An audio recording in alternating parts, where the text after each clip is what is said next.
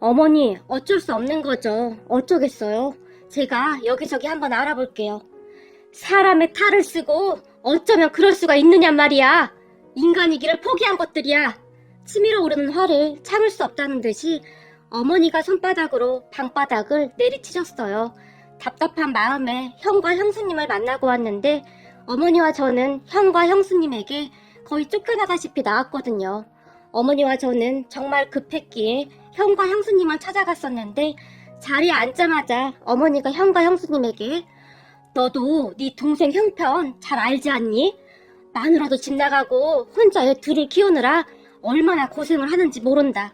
그런데 그 형편에 지금 네 아버지 병원비까지 한두 푼이 아닌데 그 많은 돈을 자기네 혼자 감당하는 건 아닌 것 같다. 네 동생은 잠도 잘 못 자고 밥도 잘 못 먹고 어느 날은 빵 한 개로 배를 채우면서 네 아버지 병원비 내고 있는데 누가 뭐래도 네가 우리 집 맞이인데 너도 좀 도와야 할 것 같다. 어머니가 형과 형수님에게 거의 빌다시피 말을 했어요. 하지만 그런 어머니의 말에 형은 그저 입을 꾹 다물고 있을 뿐 한마디도 안 했고 옆에서 듣고 있던 형수님이 어머님 죄송한데 저희도 돈 없어요. 지금 장사도 잘 안 돼서 하루하루 겨우 밥만 먹고 살고 있어요. 형수님이 딱 잘라서 말을 했어요. 그리고 형수님의 말에 기분이 상할 대로 상한 우리 어머니가 그게 무슨 말이냐? 내가 알기로는 니들 장사 잘 된다고 알고 있는데 아까도 보니 사람이 바글바글 하던데. 아니에요 어머님. 어머님이 어쩌다가 장사 잘 되는 날 오셔서 그런 거지 하루 종일 팔이 나일 때도 많아요. 형수님이 어머니의 눈치를 보며 말을 했고 그렇구나. 그럼 니들이 빌려간 돈이라도 돌려주거라. 니들이 그때 장사한다고 돈 빌려갔었잖니? 그 돈 마련하느라고 니들 아버지가 있던 땅까지 팔아서 줬잖니? 근데 이제는 돌려줘야겠다. 그때쯤 어머니도 화가 많이 나 있었어요. 어머님, 제 말뜻 못 알아들으셨어요? 저희 지금 돈 없다고요. 돈 없다는데 자꾸 왜 이러시는 거예요? 저희도 지금 먹고 살기 힘들어요. 그러니까 저희 좀 그냥 내버려 두세요. 그리고 그 돈은 저희한테 아버님이 그냥 주신 거잖아요. 그 돈을 이렇게 갑작스럽게 달라고 하시면 어떡해요? 형수님이 화가 난 채 말을 했는데요. 큰애 너도 니처랑 같은 생각이냐? 어머니가 형에게 물었지만 형은 입을 꼭 다물고 있을 뿐 아무 말도 하지 않았어요. 그런 형을 보며 어머니가 그 돈 빨리 갚아. 니들이 안 갚으면 나도 소송할 거다. 내가 여기저기 다 알아봤어. 통장에서 이체한 내역도 있고 어디 한번 해보자. 부모 자식 인연 끊고 살면 그만이니까. 어머님 도대체 왜 이러시는 거예요? 시끄럽고 빨리 돈이나 갚아. 어머니가 단호하게 말을 하며 저를 끌고 그곳을 나와버렸어요. 우리 가족은 부모님과 저 그리고 형네 부부가 있어요. 저는 아이가 둘이 있는데 둘째가 태어난 지 얼마 안 돼서 아내가 집을 나가버렸어요. 그렇게 홀로 아이들을 키울 수 없어 어머니가 계신 곳에 아이들을 맡기고 저는 고시원에 살면서 택배 일을 하고 있었어요. 부모님과 아이들을 위해 조금이라도 돈을 더 모으기 위해 정말 악착같이 살고 있었어요. 그런데 그런 저에게 또다시 안 좋은 일이 생겼어요. 우리 아버지가 갑자기 쓰러지셨고 그로 인해 병원비도 만만치가 않았어요. 집안 생활비와 아버지 병원비까지 정말 힘든 나날이었고 택배 일을 해서 감당할 수 있는 수준이 아니었기에 카드 현금 서비스에 이리저리 대출을 받았던 것이 결국 한꺼번에 터져버렸어요. 어머님은 그런 제 상황을 잘 알고 있었기에 형에게 가서 아버지 병원비만이라도 보태라고 했지만 형과 형수님은 절대 도와주지 않으려고 했었고요.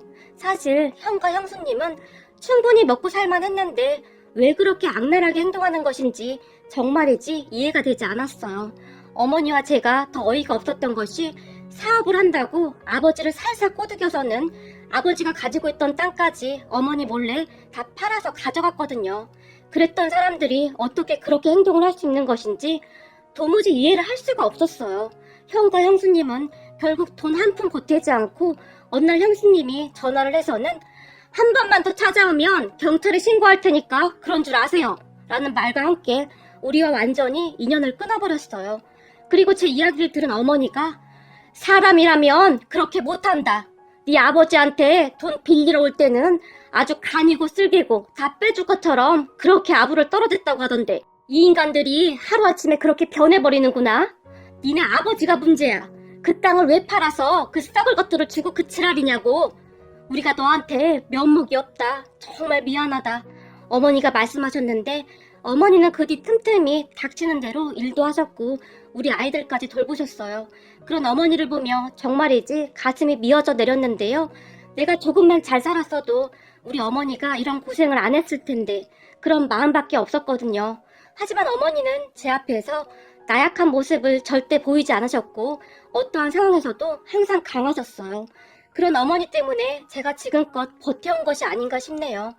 그러던 어느 날이었는데 제가 일을 하고 있는 택배 회사에서 저에게 전화가 왔는데 저기 회사로 어떤 전화가 걸려왔는데요. 제가 확인을 해보니 15일 날 땡땡 아파트로 배송 갔던 사람이 현수 기사님 같은데 그날 혹시 무슨 일이 있었어요? 제게 물었는데요. 무슨 일이요? 제가 무슨 실수했나요? 아니, 그게 아니라 기사님 전화번호를 물어보시는데 알려드린다고요. 급한 건이라고 했어요. 근데 우리 고객은 아니었다고 하는데 무슨 말을 하는 건지 모르겠네요. 글쎄요. 저한테 그분 전화번호 주시면 제가 전화 한번 해볼게요. 그렇게 회사에서 누군가의 전화번호를 알려줬고 제가 급히 전화를 했어요. 어떤 젊은 남자가 전화를 받았는데 안녕하세요. 15일 날 일로 회사에서 전화를 해보라고 해서 전화드렸습니다. 제가 물었고 전화를 받은 사람이 아주 반가운 목소리로 안녕하세요 기사님. 그날 혹시 땡땡 아파트 근처에서 무슨 일 있으셨죠? 무슨 일이요? 그게 무슨 말씀이신지? 그날 저녁 그 아파트 근처에서 무슨 일이 있었다고 하던데요? 남자가 물었는데 뭔가를 알아내고 싶은 눈치였고 남자의 물음에 제가 곰곰이 생각을 하다가는 그 외국인이요? 참, 그분은 괜찮으신 거예요? 그날 구급차 타고 가시는 것까지는 봤는데 제가 워낙 바빠서 잊고 있었네요. 기사님이 맞군요. 찾았다. 남자가 기쁜 목소리를 외쳤어요. 사실 얼마 전에 제가 택배 배달을 위해 그 아파트 근처로 가고 있었는데 어떤 외국인 남자가 갑자기 쓰러졌어요. 깜짝 놀라서 우선 바르게 눕히고 119에 신고를 했고 급한 마음에 심폐소생술을 하기 시작했어요. 군대 갔을 때 배운 적이 있었기에 기억을 더듬어서 신속하게 심폐소생을 하기 시작했는데 하도 오래전에 해본 거라 쉽지가 않았는데요. 그때는 그 외국인을 빨리 조치하지 않으면 큰일 나겠다라는 생각밖에 들지 않았어요. 그렇게 심폐소생술을 하는 제 온몸에도 식은땀이 잔뜩 흐를 정도였어요. 그리고 얼마 후 119 구급대원들이 왔고 구급차를 타고 가는 것을 보며 저는 밀린 일을 해야 해서 다시 급히 일을 하러 갔었는데 그분이 다행히도 의식을 찾았다고 했어요. 정말 감사해요. 기사님 덕분에 의식을 회복할 수 있었다고 하더라고요. 직접 심폐소생술을 하셨다면서요? 제가 전에 배운 적이 있어서 급한 상황인 것 같길래요. 하면서도 잘 하고 있는 건가? 걱정도 됐었는데 정말 다행이네요. 저도 덩달아 기쁜 목소리로 말을 했는데요. 그래서 그날 119 구급대원들이 택배회사 이름을 말해줘서 저희가 찾아냈습니다. 저기 그래서 말인데 그 도움 받으셨던 분이 기사님을 좀 만나 뵙고 싶어 하세요. 저를요? 안 그러셔도 됩니다. 사람이라면 당연히 해야 할 일을 한 건데요. 아니죠. 한 사람의 생명을 구하셨는데 그러면 안 되죠. 바쁘시겠지만 시간 좀 내주세요. 꼭 만나 뵙고 싶어 하셔서요. 꼭 찾아달라는 지시가 있어서 안 만나주시면 제가 혼나요. 부탁드릴게요. 남자가 제게 부탁을 했어요. 저는 일요일에 쉬긴 하는데 굳이 안 그러셔도 되는데요. 그럼 제가 약속 시간 정해서 다시 전화드려도 될까요? 네, 그럼 그렇게 하세요. 그리고 며칠 후 그 외국인을 만나러 갔는데요. 그 외국인 옆에 한국 남자분이 같이 계셨고 통역을 해줬어요. 그 외국인이 떠듬떠듬 한국어를 하긴 했는데 고맙습니다 라며 진심으로 감사 인사를 했어요. 그렇게 한동안 대화를 나눴는데 알고 보니 그 외국인이 상당히 큰 외국계 기업 아시아 사업부 본부장이라고 했는데 아버지는 미국의 유명한 투자회사의 임원으로 은퇴하셨다고 했어요. 그러더니 통역관 말로는 그동안 정말 건강해서 이런 일이 일어날 줄은 상상도 못했습니다. 그때 기사님이 안 도와주셨으면 저는 이미 이 세상 사람이 아니었을 겁니다. 그래서 제가 감사 인사를 좀 하고 싶습니다. 통역관이 외국인 남자의 말을 통역해줬고 감사 인사요? 그게 무슨 말씀이신지 제가 놀라서 물었는데요. 혹시 제가 도움될 일이 있으면 말씀해주세요. 돕고 싶습니다. 통역관이 통역해줬지만 제가 선뜻 대답을 못했어요. 생각해보세요. 어느 날 갑자기 외국인이 제게 필요한 게 뭐냐고 물어보는데 제가 뭐라고 대답을 하겠어요? 저는 딱히 없습니다. 제가 조용히 말을 했는데요. 그럼 우리가 알아서 해도 될까요? 통역관이 다시 물었고, 네? 뭘 알아서 하신다는 건지. 기사님은 지금 그냥 어안이 벙벙하시겠지만 엄청난 일을 해내신 거예요. 이분이 그냥 보통 외국분이 아니세요. 아마 상상도 못 하실 겁니다. 그런 분을 살리신 겁니다. 라고 말을 했는데 저는 정말 어안이 벙벙할 뿐이었어요. 그리고 얼마 후 정말 어마어마한 일이 일어났는데요. 그 회사 쪽에서 저에 대해 여러 가지를 확인한 모양입니다. 어느 날 저에게 그 통역관이 다시 찾아와서는 저희가 택배회사에 알아보니 기사님 아버님이 많이 아프시다고 들었습니다.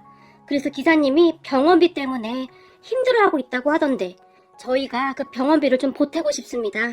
라는 말을 했고, 네? 아닙니다. 제가 뭐 얼마나 대단한 일을 했다고요. 괜찮습니다. 라고 제가 몇 번이나 거절을 했어요. 저라고 왜 안 받고 싶었겠습니까?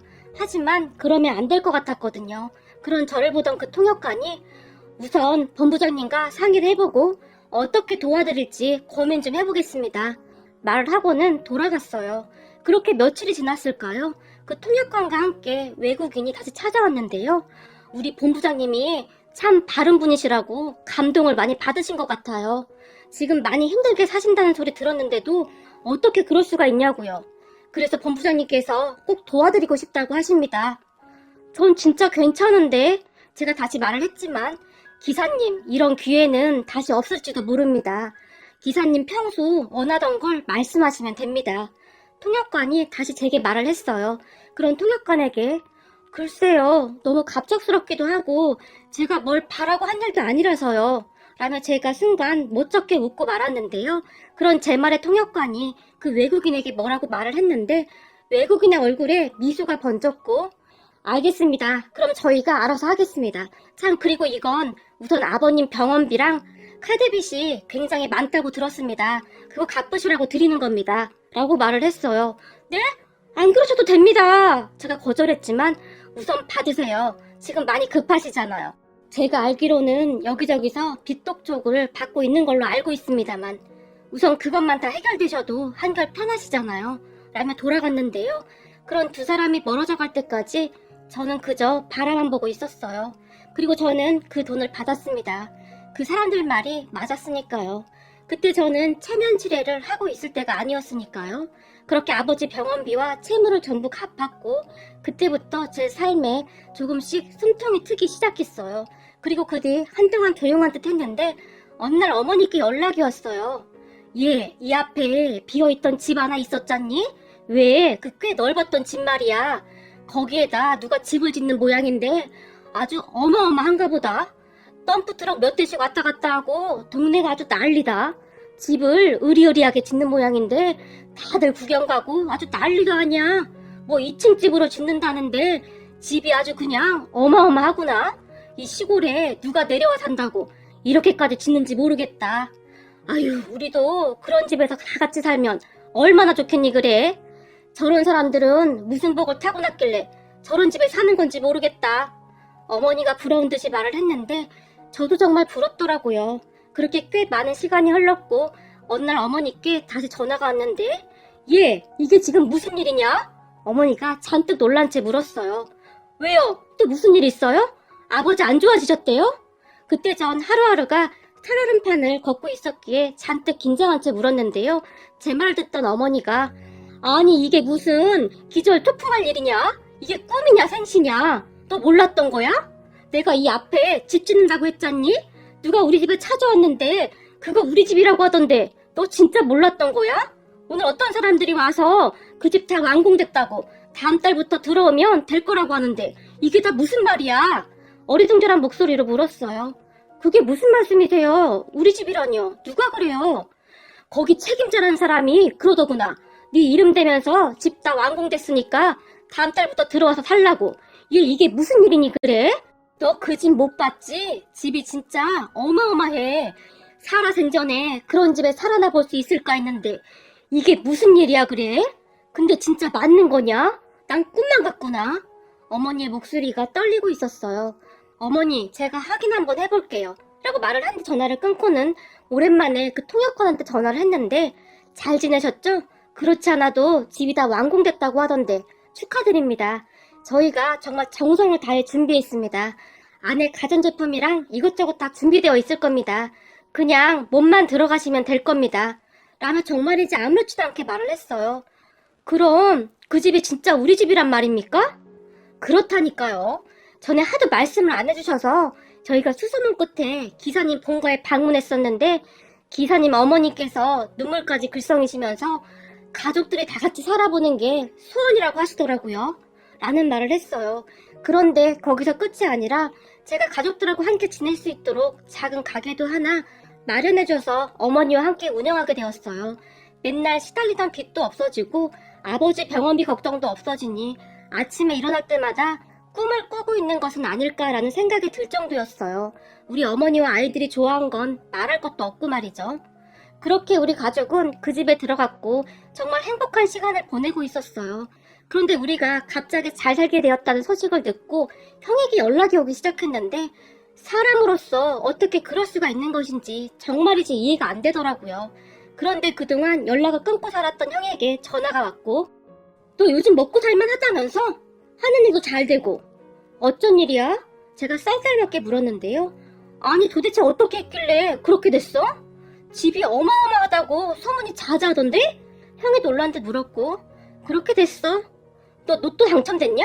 아니고서야 너 같은 애가 그리 될 리가 없잖아. 그러게 로또 당첨이나 같은 거지. 제가 지나가는 듯이 그 말을 해버렸는데 그래? 대박이네. 야 형제 좋다는 게 뭐냐? 너 로또 당첨됐으면 이 형한테도 연락을 했어야지. 왜? 형이 그동안 어떻게 했는데 왜 내가 형한테 연락을 해야 해? 형 기억 안 나? 어머니가 아버지 병원비 좀 보태라고 했을 때 어떻게 했어? 나 같았으면 절대 연락 못해. 어떻게 그럴 수가 있냐? 대단하다 대단해. 제가 한심한 듯이 말을 했지만 야 그래도 우리가 하나뿐인 형제 아니냐? 너무 그러지 마라. 우리도 먹고 살기 힘들어서 그런 거니까. 근데 왜 연락한 거야? 나 바쁘니까 그만 끊어. 아니 그게 아니라 나 요즘 진짜 힘들어.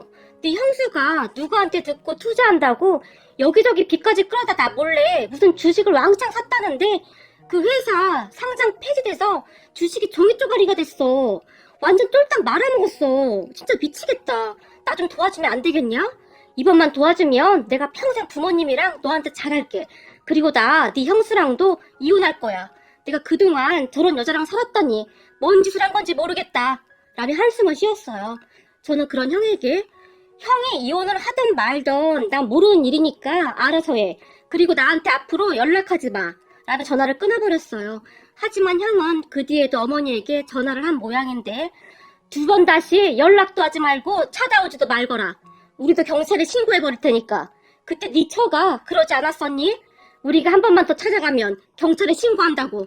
우리도 그럴 거야. 어머니도 단호하게 전화를 끊어버렸어요. 그 뒤 형과 형수님이 찾아와서 빌어댔는데 그렇게 찾아온 거 보니 이혼한다는 말도 다 뻥인 것 같더라고요. 돈이 필요하니 그냥 나오는 대로 짓거린 거죠.